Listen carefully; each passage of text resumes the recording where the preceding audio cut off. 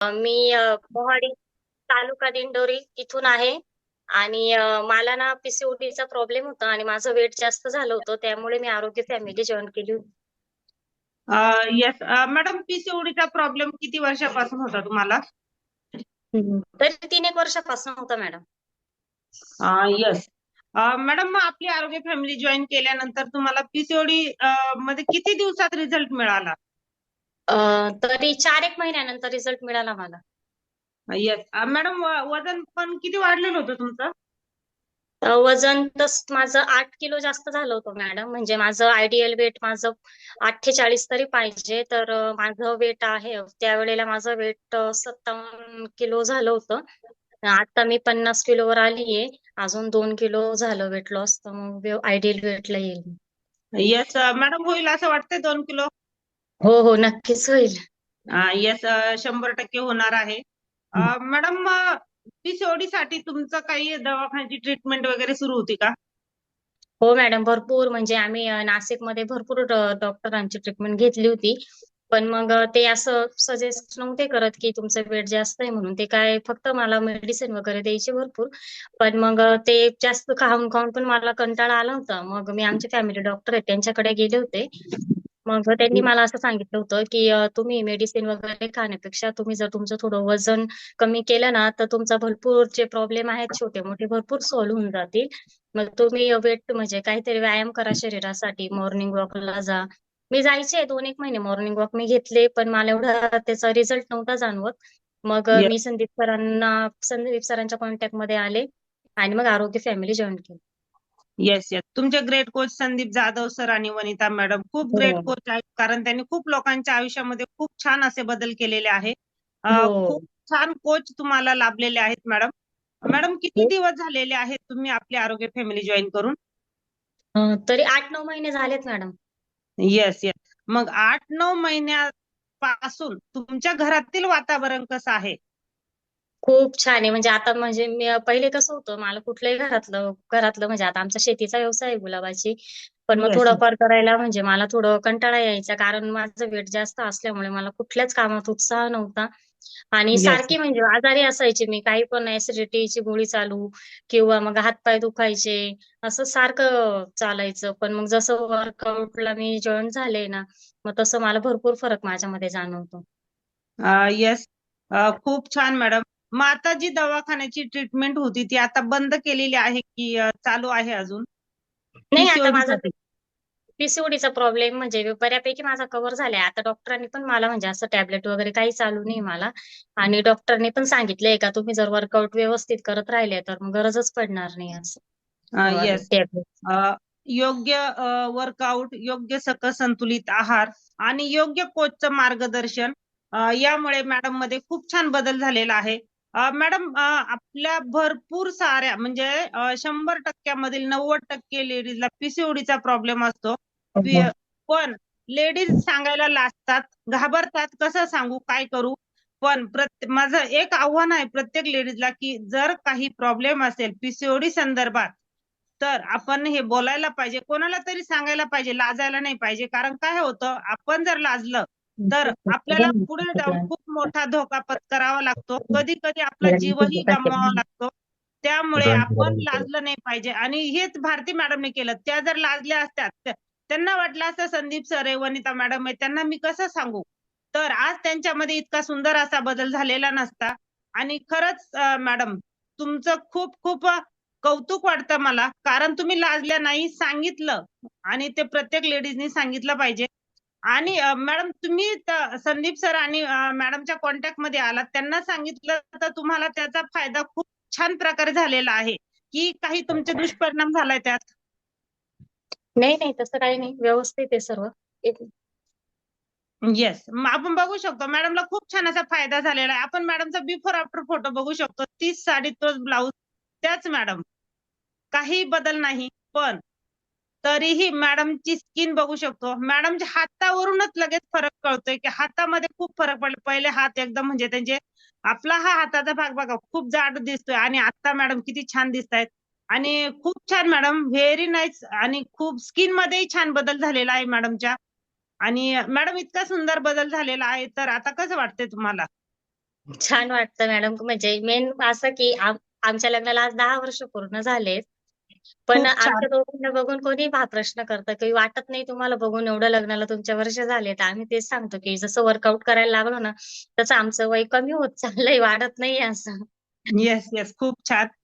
Madam मागील लग्न वाढदिवसाच्या दिवशी तुम्ही फॅमिली बरोबर नव्हता, पण इतका नाही, उत्साह नाही. होता का तुमच्यात? नाही, नव्हताच मॅडम. कारण म्हणजे खूप असं फोटो बी काढायला गेलं ना आम्हाला तर असं म्हणजे त्यांचं तर ते तर होते फिट, पण मला खूप असं तब्येत वाटायची त्यांच्या हिशोबाने. माझी खूप तब्येत दिसायची. म्हणजे बरोबर नव्हतं वाटत मला. म्हणजे कसं असतं एक मनाला खातो ना माणूस, की नको हे येस. योग्य नाही. तसा प्रॉब्लेम होता माझा.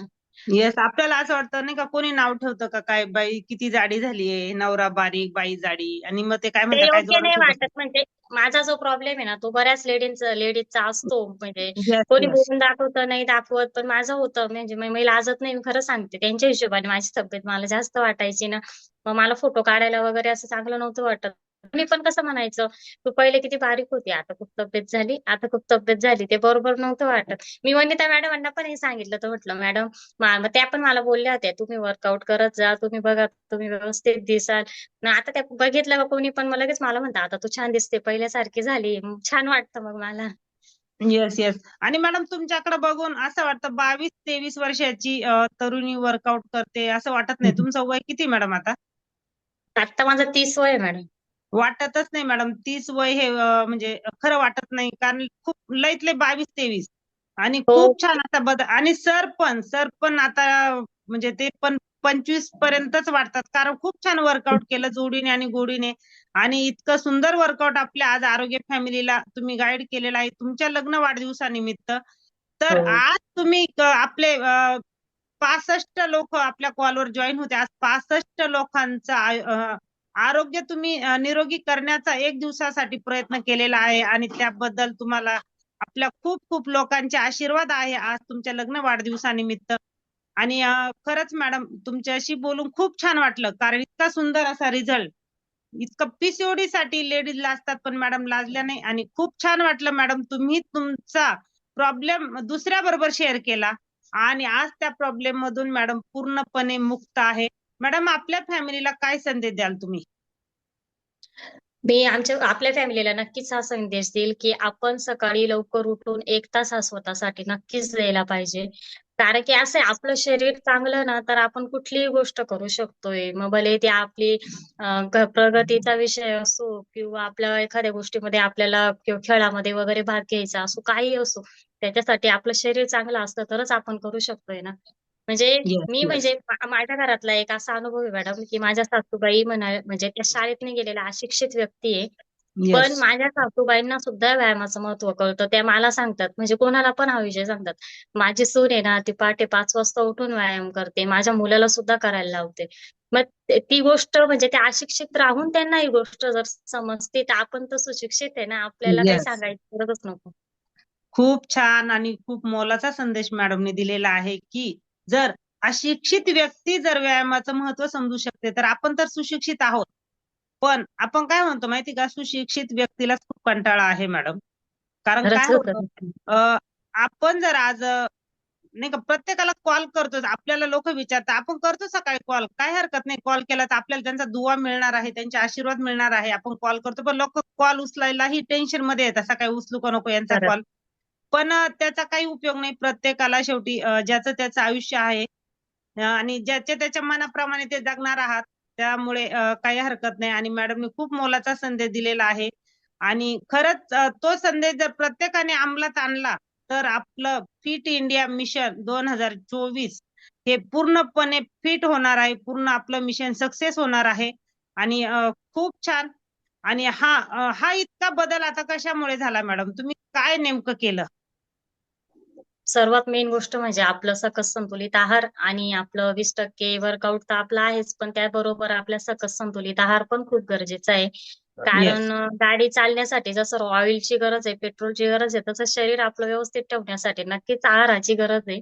आणि तो येस. आपल्या रोजच्या खाण्यातनं आपल्याला सर्वच मिळतो असं नाही. साहजिक आहे, आज जे आपले अन्न आहे ते परब्रह्म, त्याच्यामध्ये तर सर्व आहेच.